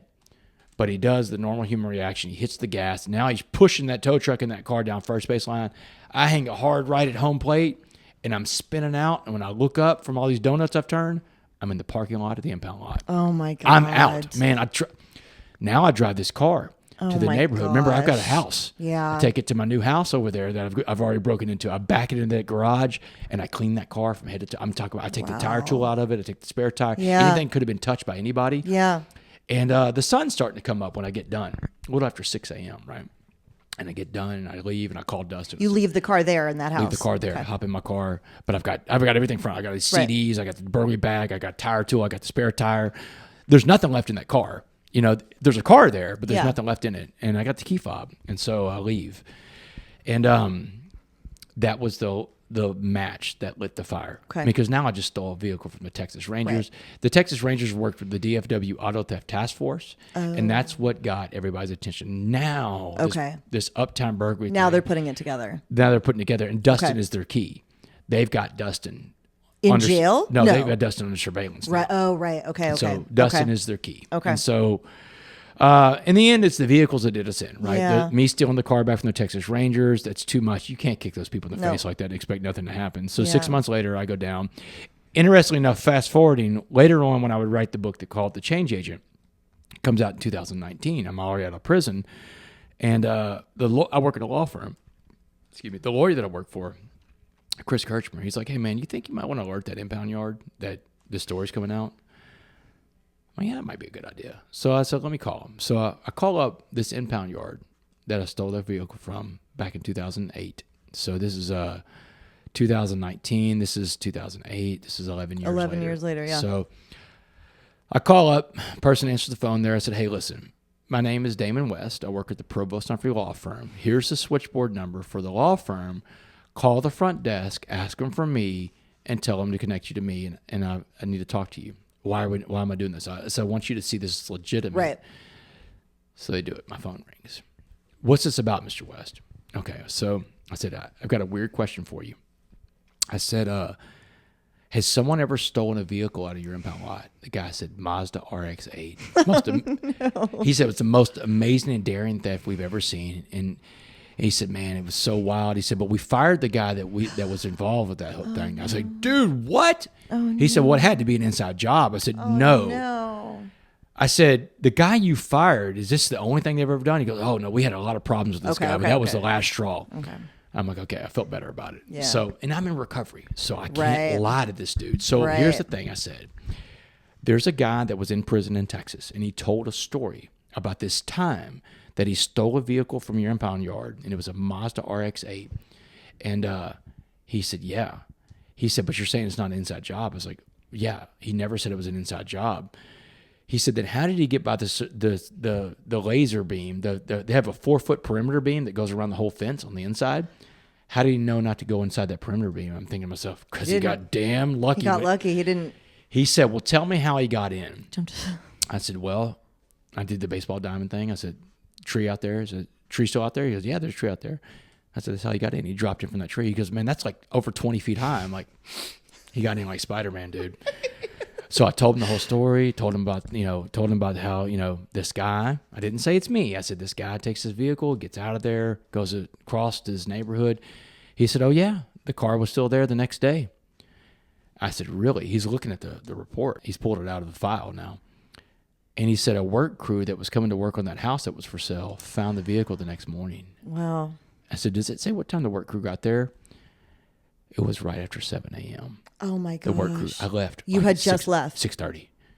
I just missed him. I'm like on this side of this phone. I'm like, oh, my God. 11 years later, you're still like, oh, I'm like, and I'm like holding my breath when he tells me, wait, but like I missed this work crew by 30 minutes or so, right? Wow, that's insane. And I'm like, oh, man. He said, are you gonna tell me who did it? I said, no, but you're going to find out. Yeah. Thanks for the call. Yeah. And I hung up, let it go. Yeah.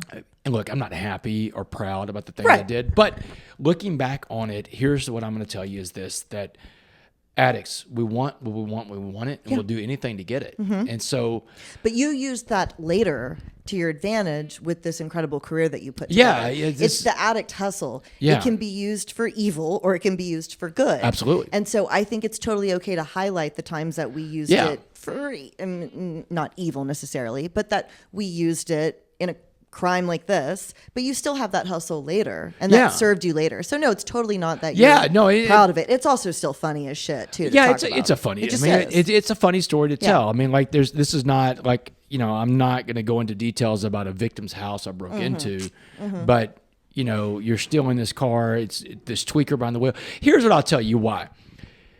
Not everybody, most people that I've ever heard from that read that story in The Change Agent, that's a scene they go back to. You know why?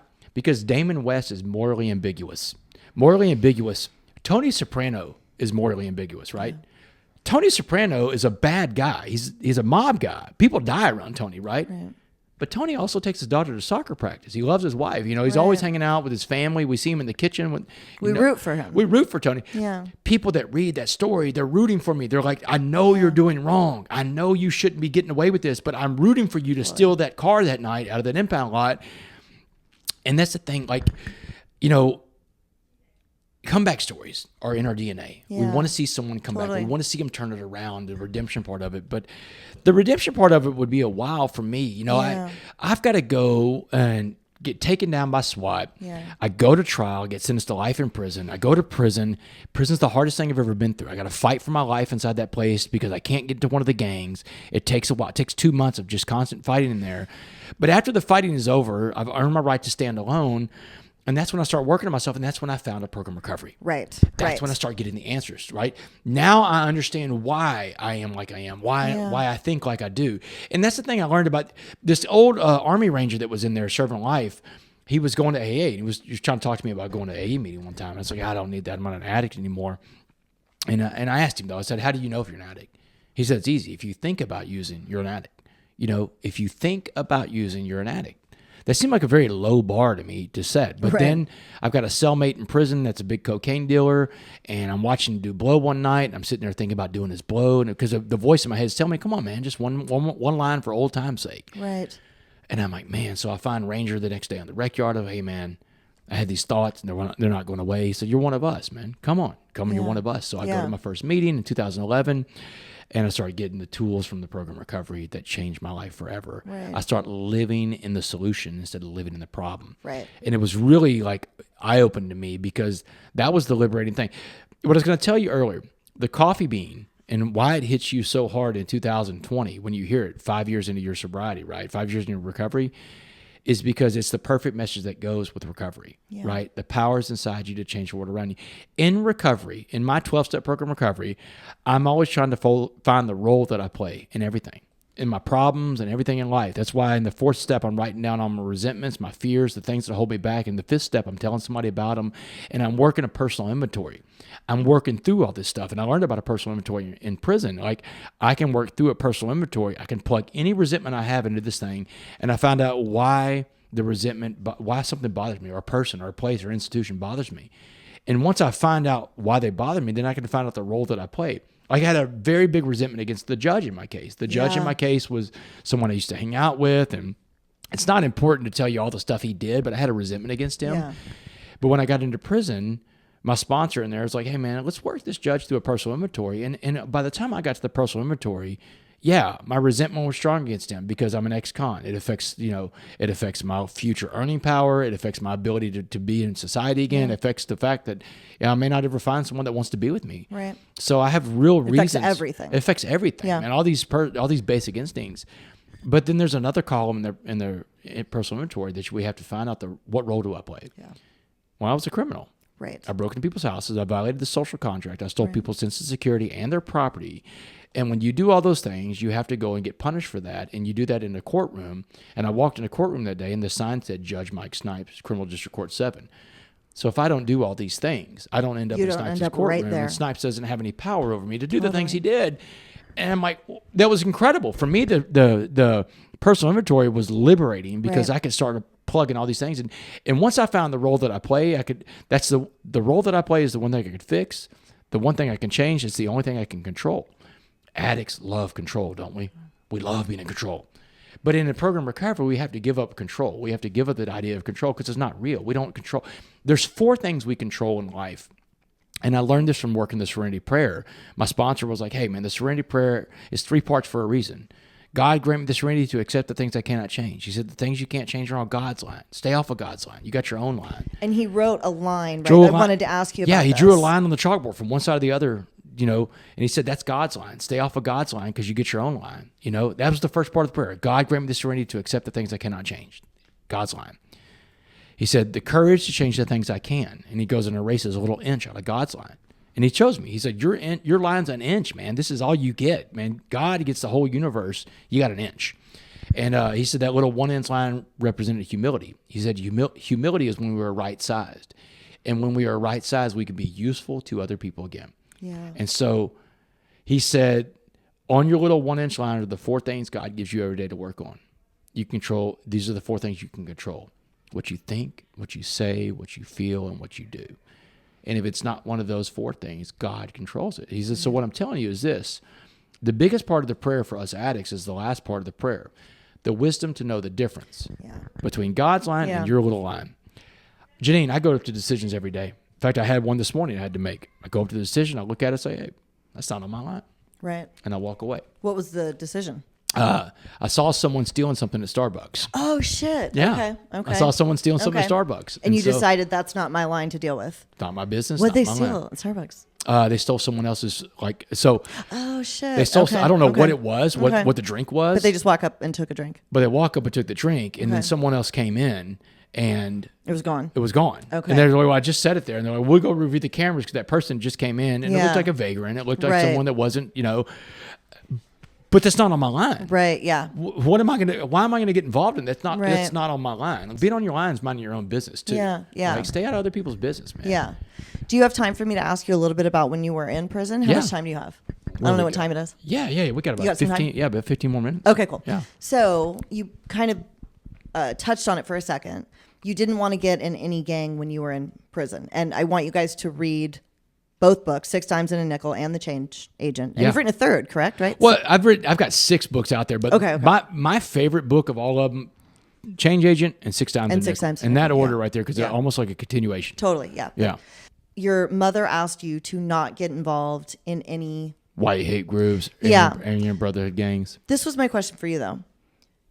Woods, kind of on that line, but I guess they're still obviously based in segregation. Yeah. So that still would have counted as like not even doing that. Yeah, you had to have been terrified though. Peckerwoods are they're like a white gang. But Peckerwoods are like the guys that don't want to get into the AB, the AC and stuff like that. Or the right, White that's Knights. what yeah. But you didn't even want to do that. But they all get the Woody Woodpecker tattoo on them. So it's like a gang. It's a gang. If you're a Peckerwood, you're getting the Woody Woodpecker, man. So I mean, it's like, it's not a gang. It's not like the it's not a security threat group, STGs in prison. Right, but it's still, the Woods are a gang. I mean, they're a group collection of white guys. But yeah, I was terrified because I'm a man on an island, man. I don't have anybody to get my back. The whites come at me first, like Muhammad said they would. After that, I got through fighting the white gangs. I fight the black gangs. And I'm not winning all these fights, Jeannine. Right. I'm getting my ass kicked over prison. Right. I probably get in 36 fights and lose 75% of these fights. Right. But I'm winning fights because I'm showing up to fight. Another thing Muhammad said, you don't have to win your fights. You got to fight your fights. Yeah. So I don't even worry about wins and losses. I'm just fighting. And that's a good lesson in life, right? Yeah. No one cares about your wins and losses. No one even knows the number but you, but everybody's watching to see if you're going to get back up. Right. You want to win? Get up. Right. That's all life is about. Sometimes the biggest victory in life, Jeannine, is waking up the next morning, putting one foot in front of the other. Yeah. That's a victory, man. Count that as a win.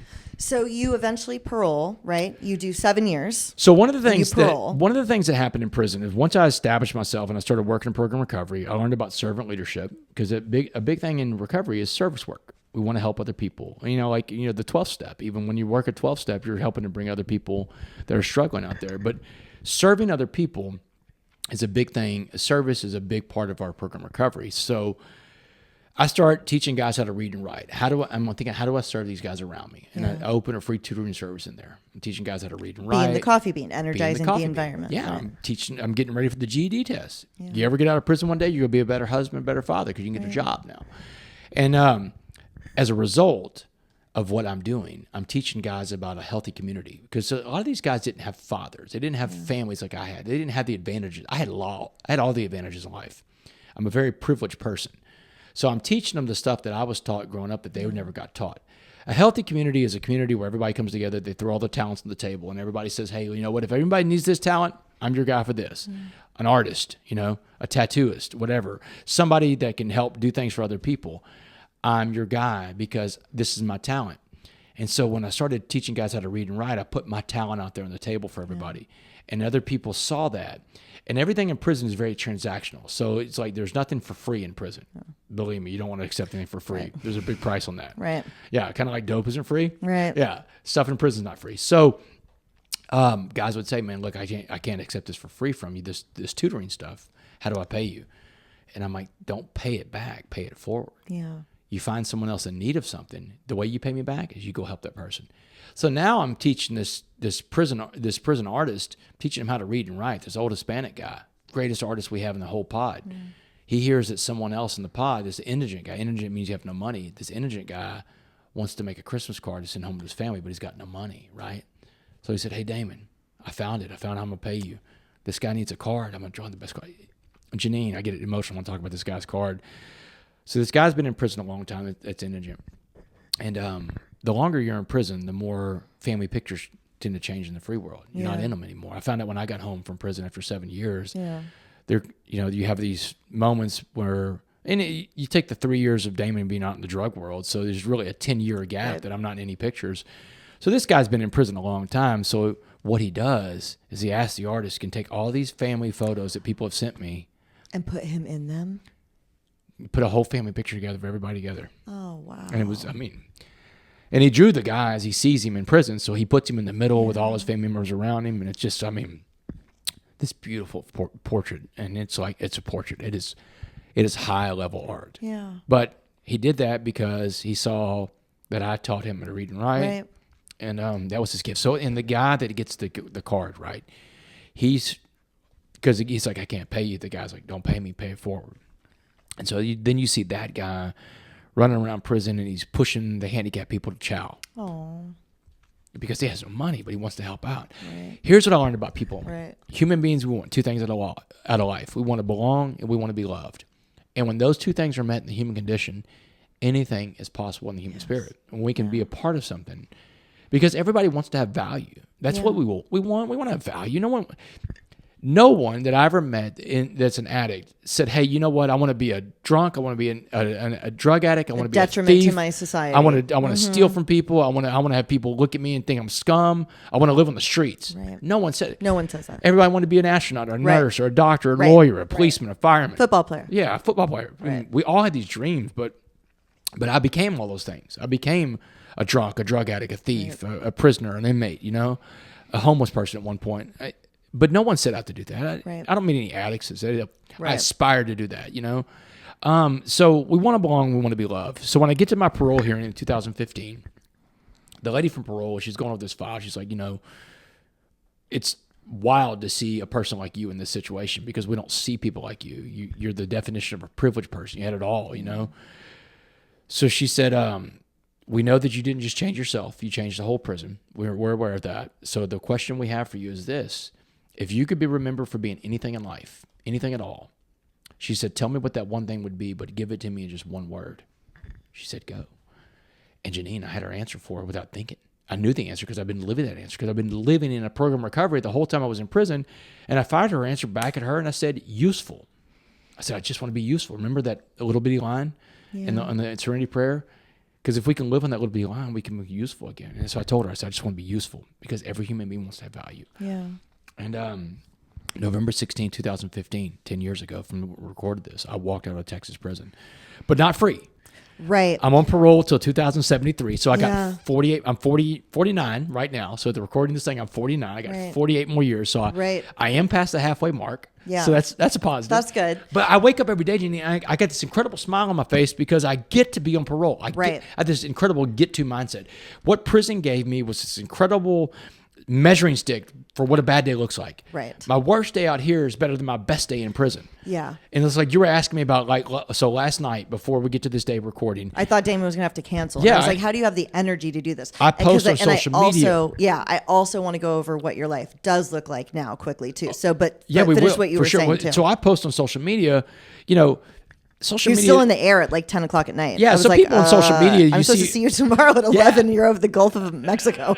So people on social media are posting stuff all the time about this is like glamorous life. Mm-hmm. Life doesn't look like that. Life is dirty, messy, gritty. So I always try to post stuff in my stories. Like a month ago, I was in the airport in Chicago. I'm trying to get to DC. My flight cancels at midnight. I got to sleep on O'Hare's floor in the airport. But I chronicled this stuff. Yeah. I don't know if I'm going to make my flight, but I've got a plan. Yeah. And then I shave in the airport bathroom. I take a little bird bath in the airport sink, Yeah. and I'm chronicling all this for people, and they're like following it, going, man, and they're rooting for you. Yeah, totally. And so last night I was doing the same thing Yeah. as I'm in Houston because the storms were so bad that ramps get closed 5 different times. We get on the plane, we get off, get on, get off. 2 of the flights I had got canceled, but I always buy multiple flights. Yeah. So, you do? Okay. Oh yeah. In case that happens. I've got contingencies. So Right. yeah. So but it gives me a good measuring stick for what a bad day looks like. So Right. even though I'm in the airport, I'm struggling, I'm running from one gate to the other, I'm sweating in some of these videos. This isn't a bad day. You're not in prison, right? It's not good. Right, But it's yeah. not prison. Yeah. Like prison's bad. Yeah, Like you're yeah. out of options in prison. Right, right. So being on parole, people are like, man, you're on parole for the rest of your life, man. How does that feel? And I was like, I don't know how it feels the rest of my life, because I kind of look at it like AA or in recovery. Like I just live in today, in Yeah. the moment. Like this next 24 hours, that's where I live. So I can Right. tell you what it feels like today. It feels like I've got to go out and make a lot of good choices, but I got to do that anyway. Everybody has to do that. Yeah. So that's what it looks like today. I said, I can't tell you what it looks like to be on parole for the rest of your life, but I can tell you what it looks like today, but I can also tell you what living in a prison feels like. And I don't live in a physical prison anymore. So every day I'm out here in the free world is the day I'm not in there. Yeah. That's great. Well, and I think the most incredible thing about your story too is what you've done since you've been out. And this is one of the things I want to highlight. So you get out. How old are you when you get out? I'm 40 years old when I get out. Okay. So you're 40 years old, parole for the rest of your life, a convicted felon. Live in my parents' spare bedroom. Move into your parents' spare bedroom. I got a job making minimum wage. With no idea what you were going to do. You Not are a good Tinder now, profile, right? Yeah. Yeah, exactly. Well, and that was one of the other things I wanted to ask you about too, is dating. So you are now, and I hope you don't mind me saying this, you are now, okay, so when I first saw one of your stories from your backyard, Yeah. I thought you were at a country club, because this fool has a little putting range in his backyard, a pickleball court, a basketball court, a pool. His mom lives like on the property. And I was like, oh, this must be like his neighborhood country club. And then at some point I was like, oh, no, this is his house. I was listening to your Ed Milet. You flew there private. He pointed that out to you. So you have gone from penniless parolee to multi-millionaire without speaking connections or publishing connections. As a felon at 40, you put it together with your bare hands. That's incredible. And that's what I really want people to hear. You were able to do that, but you must have been so hopeless when you got out. I mean, did you feel like, what am I ever going to do? What did you think? So I wanted to share my story, but there weren't a lot of pushing me to share my story because I'm an ex-con. And ex-cons have done a lot to become an ex-con, and a lot of ex-cons have burned the bridge to the ground once they get out. True. They don't change their behaviors, Right. especially if they're addicts. So a lot of people that are addicts are ex-cons too. They don't get their program recovery, and they go back out. And so there's not a lot of place for me to speak, but in my parents' spare bedroom, there was a mirror in there, a little vanity mirror. And you knew you wanted to speak. I knew I wanted to speak. How did you know that? Because I got a letter from my favorite teacher growing up in 2011. My favorite teacher, Mr. Jeannine, writes me a letter in prison. In prison? Yeah. Okay. He writes to me in prison. I opened this letter up one night. It's in September 2011. And the letter basically says, hey, Damon, you've been at the highest of highs, the lowest of lows, but you've always bounced back. You've always been a leader. You're going to bounce back from this, man. And he had those 4 words in the letter that people usually hear from a teacher or a coach. He said, I believe in you. Okay. Powerful words. Oh, my God. Never miss an opportunity to tell somebody you believe in them. And he said, you should consider sharing your story with people when you get out. He said, I think you'll have one of the greatest comeback stories ever. You can bring people hope. And he said, matter of fact, you can come to my junior high. He's now a principal. You can go to my junior high and share it with my kids. And I'm like, you know what? I've got a purpose now. Yeah. I'm going to have a great story to tell. And that's when I started rewriting my story in prison. Okay. I started building my brand. The people that see me now, they're like, man, that's this coffee bean, the brand you are. I started building that brand in prison. Okay. The guy that you meet today was forged in a maximum security level 5 prison on a rec yard in there. Yeah. That's the person you meet today. And I tell people that because I want you to know that your brand, you are your brand. Yeah.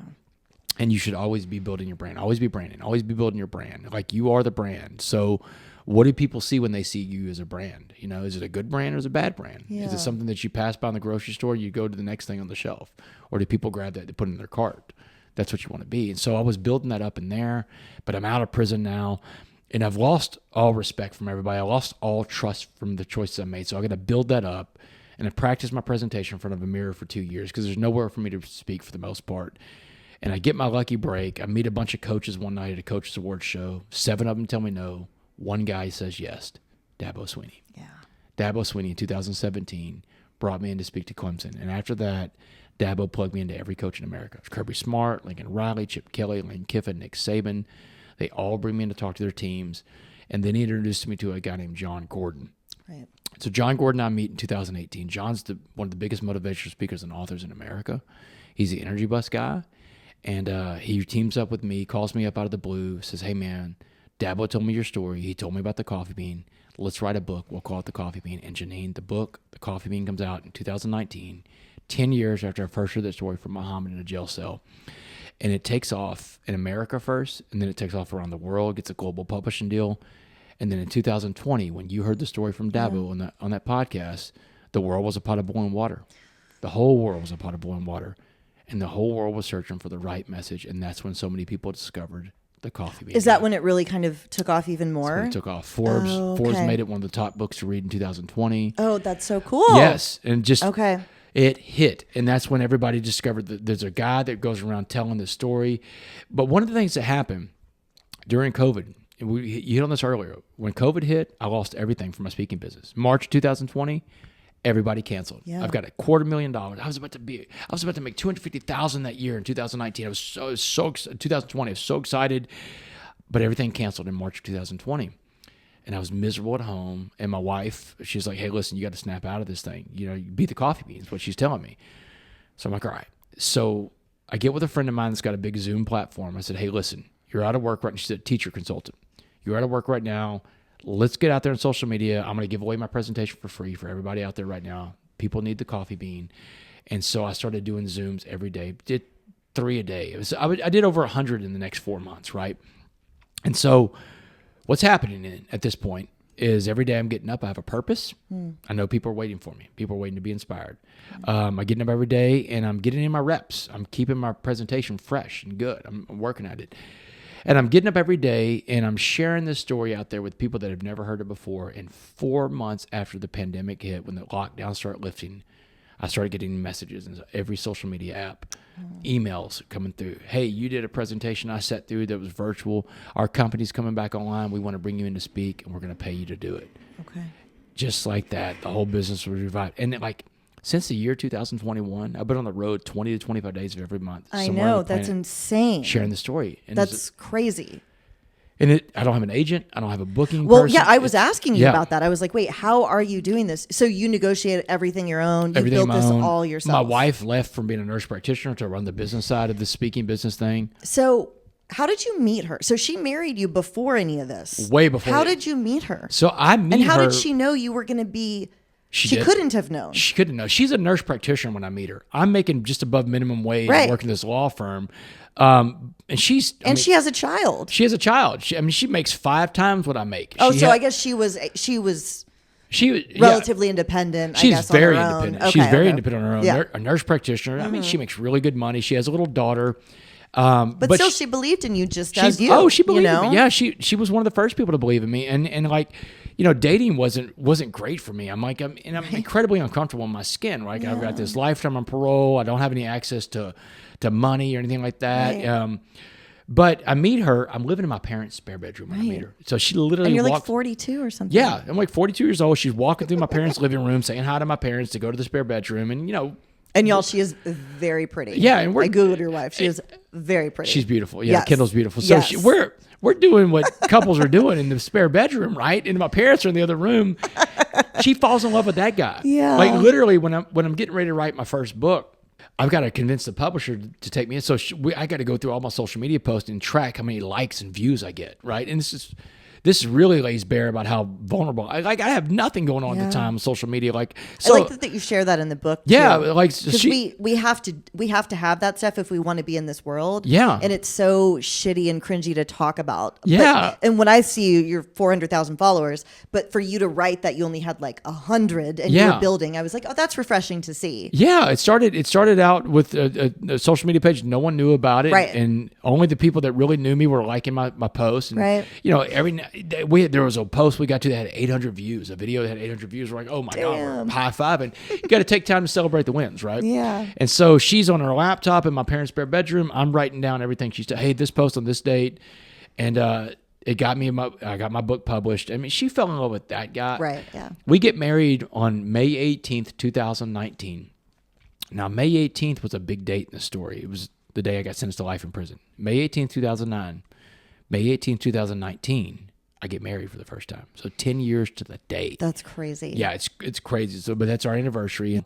And in that time, I also went back to school. I got a master's in criminal justice and became a professor at the University of Houston, teaching a class called Prisons in America. Wow. The only professor on the planet to teach a prisons class who lived in prison. Yeah. So we started a foundation. The Be a Coffee Bean Foundation helps children who have incarcerated parents gives them access to scholarship money for any extracurricular activity they want to do. Yeah. We also, I found Muhammad. So this is a good place to tie it all in. Yeah. So I find Muhammad after prison, and he's dead. He died of an opiate overdose in 2017. So he's been, as recording this video, this podcast, he's been dead for 8 years now. But I owe my life to this guy, Jeannine. But there's also a very tragic story with Muhammad. Like, Muhammad had the coffee bean his entire life, but he couldn't apply it in his own life. Yeah. You can sit on all the knowledge and information in the world. You can read all the best self-help books, but if you can't apply the knowledge does you no good. He died in his addiction because he never got to a program recovery. He never worked a program recovery. Addiction doesn't care who you are or where you come from, you know. But I reached out to his family, and when I reached, he's got 3 living sisters, Visha, Von Sil, and Vanessa. I reached out to these sisters, and these sisters are all in their 70s now. They live in Dallas. First thing the sisters are like, hey, listen, this guy you're talking about, not our brother. Our brother was a loser. That's one of the terms he used to describe him, a loser. You know, he'd get out of prison, he'd come back and steal from us, he'd live with us and steal from us, he'd get high again, go back to prison. The vicious cycle of living with an addict. We know that's like, right? Mm-hmm. My parents went through it, your parents went through it, your family went through it. And I told him, I said, listen, I'm going to redeem your brother because everyone deserves redemption. Here's what I learned about the coffee bean. Muhammad didn't just give me that message so that I could become a redeemed man, because by every metric, I'm a redeemed man, Jeannine. I'm a husband, I'm a stepfather, I'm sober. Actually, I should say sober husband, stepfather, because sobriety comes first before all that. I'm a philanthropist, I'm a professor, I'm a speaker, I'm an author, I'm a very successful entrepreneur. I'm a redeemed man by every metric, right? I've made it. I've become redeemed. But he gave me the coffee bean so that I could come back and redeem him. Because everybody deserves redemption, Jeannine. Yeah. Everybody deserves. What I found out with the coffee bean and the legacy we created for, his real name is James Lynn Baker II. So Muhammad was just a Muslim name. So James Lynn Baker II, there's now a scholarship in his name. And I fund it every year. It's $10,000. And the sisters pick the winner every year so that one little boy or one little girl in his old neighborhood gets out of that neighborhood. They go to school. They get a better chance at life through education. And the sisters, when they talk about their brother now in interviews, ran right straight. So proud. My brother's the coffee bean guy. My brother's the guy that saved Damon West's life. Without my brother, Damon West doesn't exist. The world doesn't have the coffee message. Look at my brother now. I was able to change the memory of a human being in their family's lives. What's the value of that? Right.